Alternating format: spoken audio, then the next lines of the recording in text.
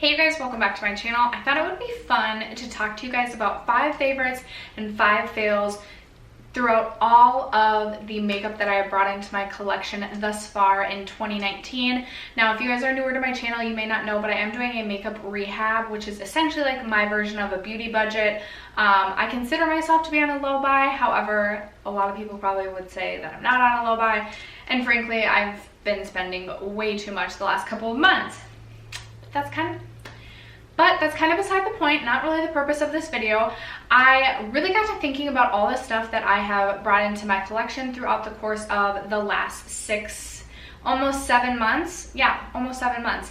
And I started to think about the items that I was like most excited for or like really happy that I brought into my collection, and I thought about the products that if someone said like, you know, you gotta get rid of 5 of the items that you purchased this year, what would those 5 items be? Not necessarily that I think these products are bad, but for me personally, they just weren't hits, if you get my drift. So if you guys are interested in hearing about the 5 most favorite products that I brought into my collection thus far in 2019, as well as the 5 products that I don't even know if I'd consider them fails, but the 5 products that I would give up if I had to give up 5 products in my makeup collection that I purchased this year.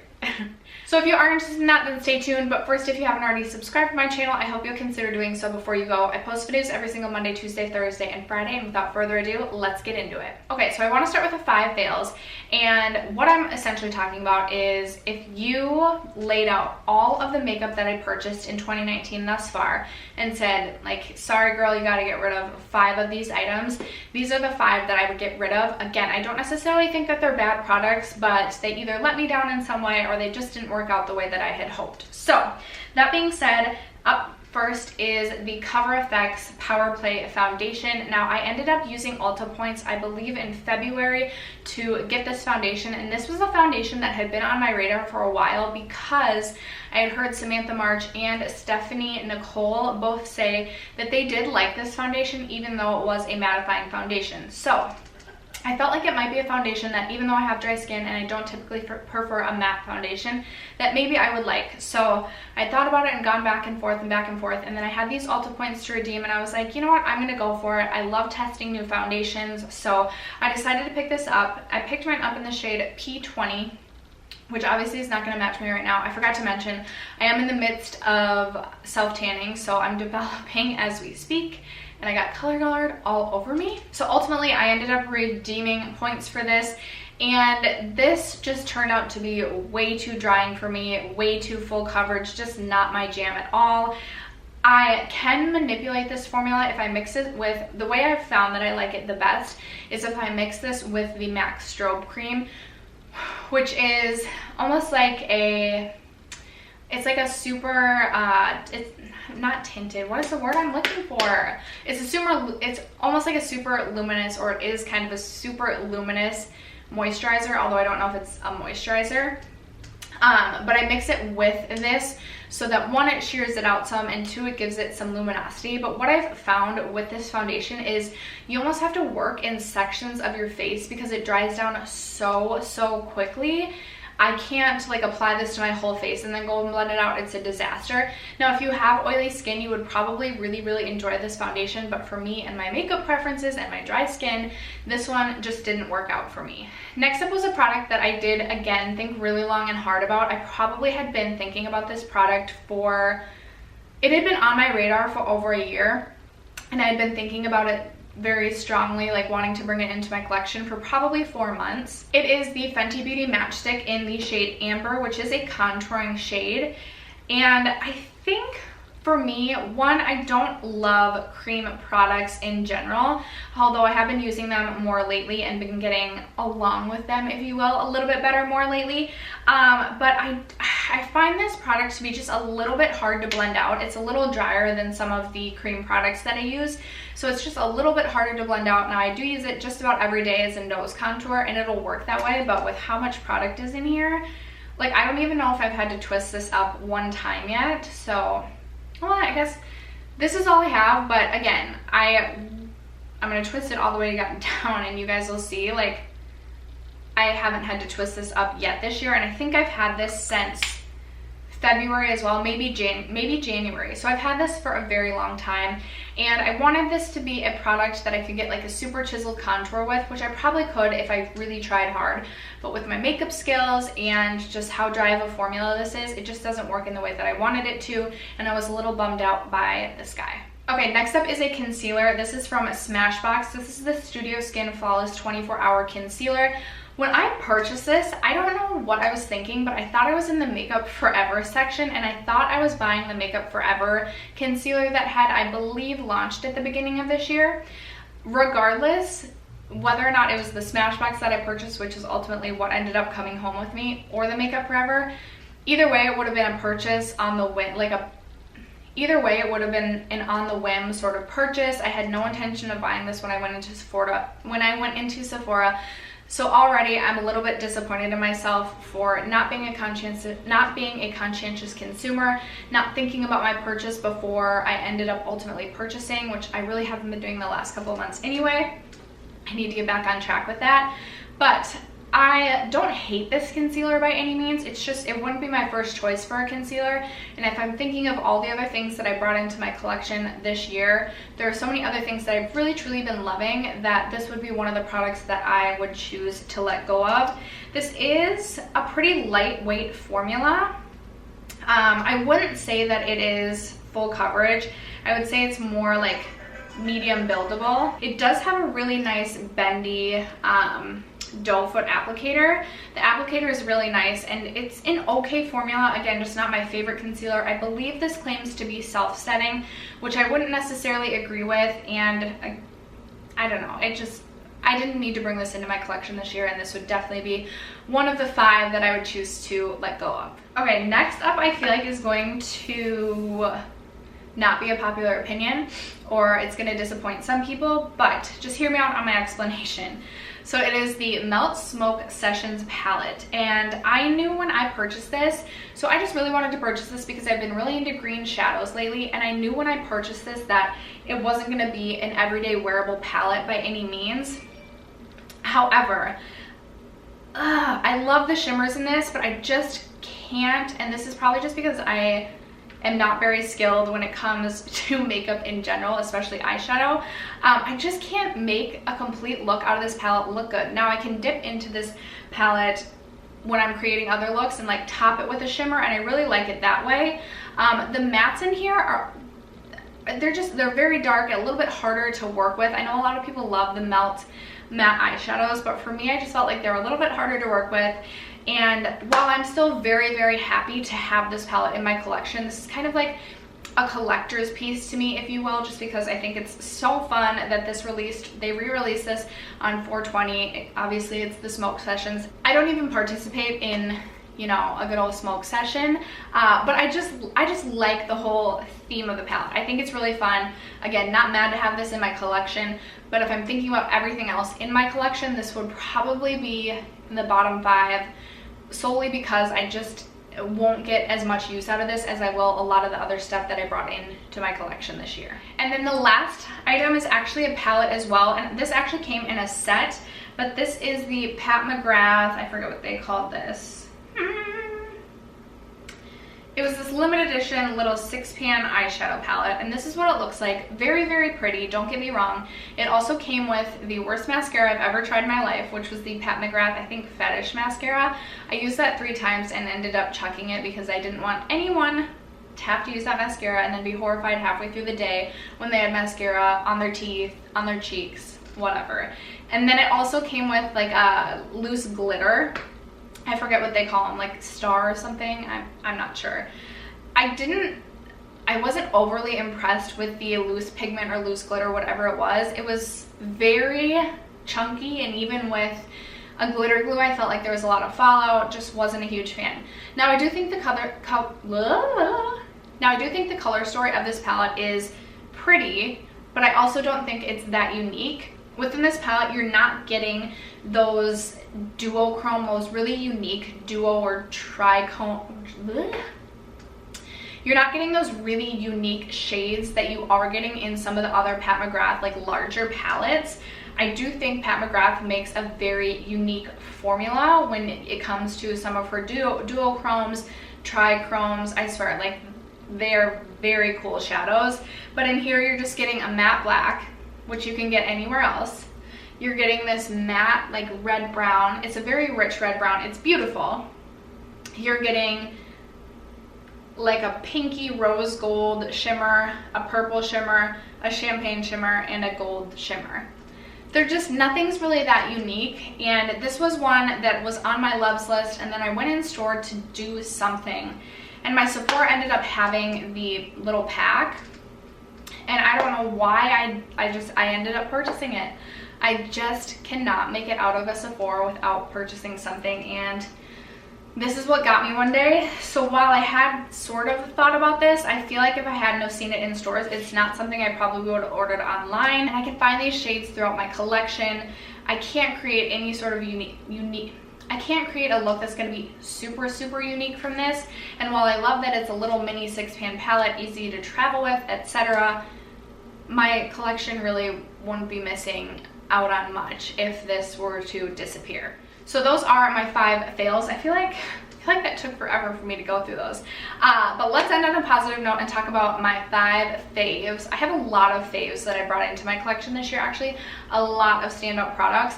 I feel like I've been taking the time to actually enjoy products when I bring them into my collection this year, which might be a reason that I'm feeling more satisfied with some of my purchases.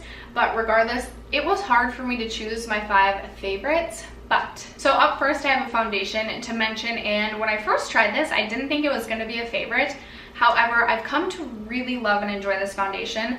This is the YSL Touche Éclat All-in-One Glow Foundation, and this is more of a lightweight, I feel like you can maybe build it up to a medium coverage, but it gives just this beautiful natural glow to the skin, and I've been loving this in the summertime. This is a really nice foundation for me personally for work because it doesn't look so glam, but at the same time it gives me more coverage than a tinted moisturizer, and sometimes I'm definitely looking for a little bit more coverage.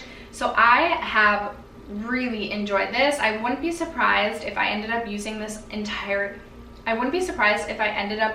up in its entirety this year, and I would definitely repurchase this.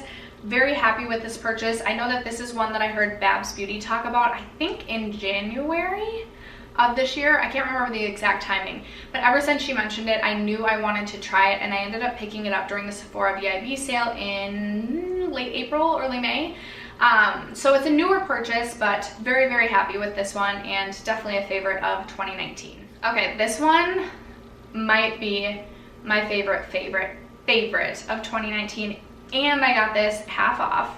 This is the Smashbox Cali Contour Kit, and I am blown away by this in general. I love this so much, and I almost didn't purchase this. The contour powder in here is so, so, so stunning. I actually really do like the bronzer as well. I think the blush color, or the blush shade, is beautiful. The highlights aren't my favorite, but they'll work. So if I were to only bring this palette traveling, I could get away with creating like a whole complexion look.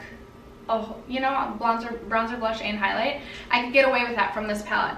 And I even have a setting shade, which I don't always love setting shades. This one's a little drier than I would prefer, but I can still use it. So overall, I've just been so impressed with this. So stinking happy that I picked this up. Would definitely recommend this to anyone. I think it is such a standout palette, which is kind of shocking to me because I feel like for the most part, I'm not a huge fan of Smashbox products, but definitely a huge fan of this. Another item I picked up during the Sephora VIB sale that I've been in love with, and that's saying a lot because I'm very, very persnickety about my concealers, but it's the Laura Mercier Flawless Fusion Ultra Longwear Concealer. I have just been so in love with this. This is such a perfect concealer from a day-to-day perspective for me, just because I'm not looking for something ultra full coverage for work. I'm looking for something that's just going to brighten up my under eyes just a little bit, but not be too drying, and this just provides the perfect amount of coverage. It's more light to medium. You could build it up to medium, but it's not going to give you full coverage. So if that's something you're looking for, this would be a skip, but it's also very moisturizing underneath the eyes, and I just so enjoy this concealer and so glad that I picked this up. This is one that actually had been on my radar for a really long time, since I can't remember if this released in 2018, But right when it released, I had thought about it and I wanted it, but I was like, no, I don't need it. And then I finally picked it up during the Sephora VIB sale, and I really wasn't even planning to, but I'm so glad that I picked this up because it's definitely one of my favorites that I purchased this year. Okay, next up is a product that I don't even know if I've told you guys that I purchased. I feel like I forgot to bring this up during my Sephora VIB. I forgot to mention this, I think, during my Sephora and Ulta haul that went up, and just because it was like already sitting in my collection because I've been using this non-stop since the day I bought this, and I am truly in love. This is from Glo Recipe. This is the Watermelon Glo Ultrafine Mist, Hydrating and Glowing Radiance. This, first of all, the mist on this is so fine. Here, I don't even know if you'll be able to see. Let's see. Oh, I'm probably gonna end up being way too dewy now. So this gives such a beautiful glow to the skin. I've come to realize I thought I really liked the ABH Dewy Set Setting Spray, but you can go too heavy-handed with that, and I just don't like a dewy mist that you can go too heavy-handed with.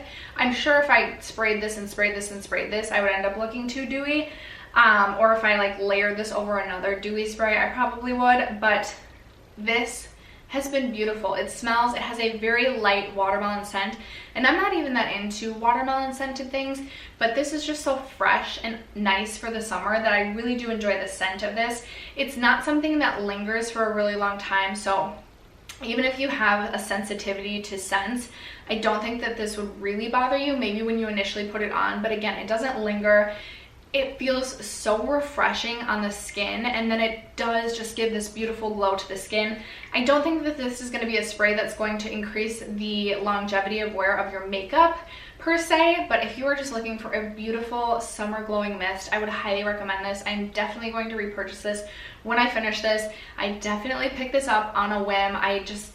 I walked by it in the store. Again, it's when I go in the store, you guys, I walk by anything and I immediately feel the need to get it. Like, it's just really not safe for me in Sephora. So anyway, I'm not mad that I got this. This is by far one of my favorites of this year. So glad to have picked that up.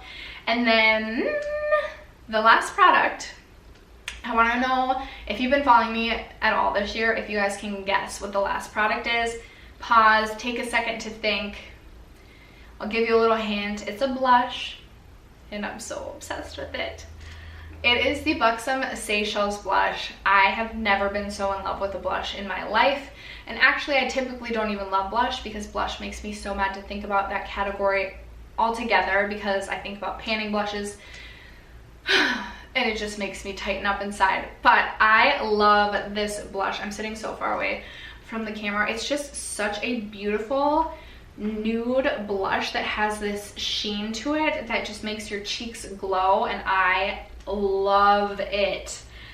I would be devastated. One, if they discontinued this, I would have to stockpile as many as I could up. I would be devastated to live life without this blush. I really don't think I have anything like this in my collection. The closest I can think of would be Becca Wild Honey, but still they're very different, at least in my opinion. I actually am planning to do swatching my entire blush collection, like a video swatching my entire blush collection, because I do intend to do a declutter before the end of the year, and I want to know like which blushes I have that actually look really similar that I can probably get rid of. I don't know when that video is going to go up, but I will be interested to see if I have anything that's like this. I'm so glad to have picked this up. I remember when I first saw people getting this in PR and swatching it. I don't even know if I saw anyone swatch or like do a face swatch of Seychelles.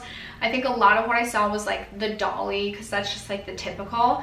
And then I was in store and I saw this and I was like, you know what? I really don't have much as far as nudes in my blush collection, and I feel like I can get down with this because it's just gonna look like an enhanced like bronzy sort of glow to the cheek, which I love. So I decided to go with this, and then I saw a ton of people talking about Seychelles like right after I bought it, and I was like, yes, it's so good. So glad that I picked this up. I actually just recently picked up the shade Mykonos as well. It's this beautiful vibrant coral shade that I just had to have. Also, Mykonos is like the top place that I want to travel when I do. My husband and I like made this bet to ourselves that for our 30th birthday, so I've noticed lately, you guys, I've been going on story tangents in my videos, so I do apologize, but I'm going to tell it anyway. My husband and I's birthday is exactly 1 month apart. I'm actually the cougar. I'm a month older than my husband. My birthday is May 9th and his is June 9th.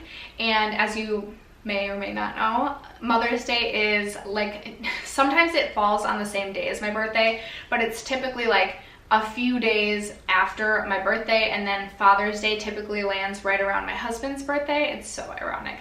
So every year now for our birthday and for like Mother/Father's Day, we just treat ourselves to some sort of trip, and we vowed to each other that for our 30th birthday, so not next year but the year after, we are going to Greece. And oh my gosh, I've been dreaming of Greece like since I was in high school. So excited about that. Hopefully we go. Anyway, that has nothing to do with this video whatsoever. However, those are my 5 fave products that I have picked up this year, as well as my 5 fails from 2019 thus far. You guys will have to let me know in the comments below what products you picked up that you have loved this year, and if you've picked up any fails yourself. Other than that, thanks so much for sticking around to watch, and I'll catch you guys in my next video. Bye.